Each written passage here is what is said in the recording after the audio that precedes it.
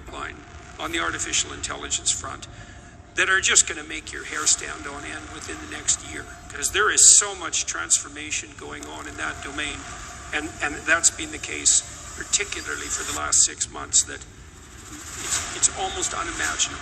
You're going to see things you just can't possibly. How many of you clap? How many of you know what ChatGPT is? So I'll tell you what ChatGPT is, just so you know, because you need to know this.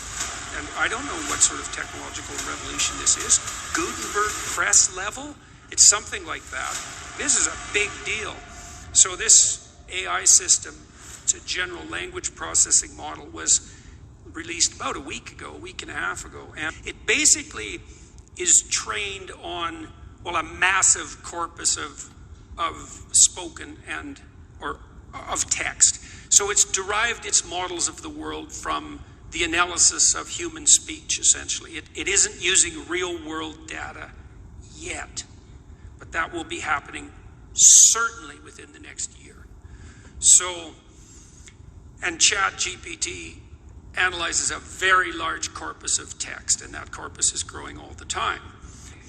Some of you know I've written these books, 12 Rules for Life, and then Beyond Order, 12 more rules, because, you know, you can't have enough rules. And I asked it, this is what I asked it to do. I said, write me an essay that's a 13th rule for Beyond Order, written in a style that combines the King James Bible with the Tao Te Ching. That's pretty difficult to pull off, you know. Any one of those things is hard.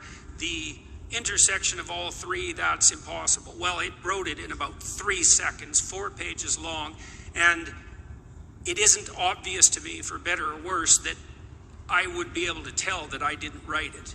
Okay, and that's pretty impressive, although, you know, maybe not its relationship to what I've written, but the fact that it could do that grammatically perfectly, right? And quite impressive philosophically. I also had it write an essay on the intersection between the Taoist version of ethical morality and the ethics that are outlined in the Sermon on the Mount, which it just nailed, got that dead right, brilliant. There was a computer engineer who purported to work for Tesla. He asked ChatGPT, he said, look, I work for Elon Musk, but I haven't been doing much for the last week, so I need you to write me 10 bullet points about what I probably would have done as a engineer at Twitter. What 10 things did I do last week that were productive and valuable? And, oh, if you don't mind, write me the accompanying computer code that goes with each project. And it did that too, 3 seconds, and the computer code works. Right, and so, okay, so that's already there. So then a university professor did this. He thought, oh, that's interesting. Any student will be able to write any essay on any topic with ChatGPT. Someone gave it an SAT, by the way, and it scored about as well as the average student in a well-functioning public university. So that's how smart it is. So that's basically an IQ test. He said, write me an essay, gave it a topic, wrote the essay. He said, now grade it. He said, if we can automate the students, we should be able to automate the professors too. And so it provided a complete, comprehensive analysis of its own essay with grade. Write the screenplay and describe the characters for the next $900 million Hollywood blockbuster. It's like, bang, plot, characterizations. Then someone else took the descriptions of the actors and said, generate photorealistic computer images for each actor. And all the AI systems can do that. So I'm going to tell you what's going to happen next. This is going to happen this year. So get ready. Okay, so now we have an AI model that can extract a model of the world from the entire corpus of language. All right, and it's smarter than you, and it's going to be a hell of a lot smarter than you in 2 years. So you can get ready for that too. But it's not that smart yet, because it's just a humanities professor at the moment. That's what a scientist does, right? You come up with a theory that's linguistically predicated, and then you throw it against the world and see if it sticks. And then the world tells you whether or not your linguistic construction is valid. But the new AI systems will be able to extract out patterns from the world itself, from images and so forth, and then be able to test their linguistic constructions against the world, and so they'll practice just like scientists. And the most advanced models are going to use text and image and action as well, because they'll be able to model human action.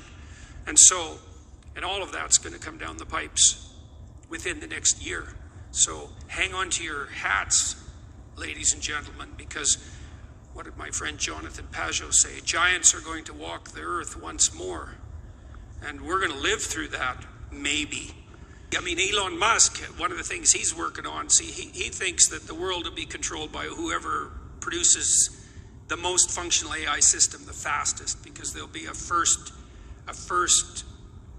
mover advantage. And one of the things Musk has been working on for a long time are distributed AI systems, so that you'll have your own artificial intelligence to protect you against, well, let's say against Google's artificial intelligence, for starters. Yeah, or the CCP's artificial intelligence, because you can bet your hat they're working on that about as fast as they possibly can. But let me ask you about the aspects of the internet. I mean, you, despite the persecution you've endured, you've had an enormous internet following. You went viral a long time ago and have stayed there. And yeah, I'm worse than the pandemic. We touched upon this earlier. We have this unusual situation where we have contemplated legislation or regulatory changes in this country where the government, the federal government, thinks it can have a form of registration of content providers. And I suspect what they're doing is trying to catch the coattails of this reaction in the United States to the revelations, which are no great surprise to anyone who followed it, of the extreme partisanship and professional dishonesty of the major social media platforms in political terms. But what is your advice to this country and to this group about preservation of freedom of expression in the internet? I mean, you have been a great benefactor to all of us, but in your chosen mission, a beneficiary of a relatively free access. Expressed concern that a poll had revealed that 75% of Canadians would cheerfully and uncomplainingly go back to wearing masks and a shutdown if they were told by the ostensible authorities to do so, even though we now know that all of these people, all of Fauci's local emulators, they all self-identify as Dr. Frankenstein's monsters. And but my question of you is, can we preserve freedom on the internet? Well, I think we have a blessing in disguise in the Liberal government, because they're too incompetent to be as tyrannical as they want to be. I'd probably match your typical dim-witted gaming 13-year-old boy against Trudeau's best bureaucrats on the tech front any day. And so it's not going to be that easy to lock down the net.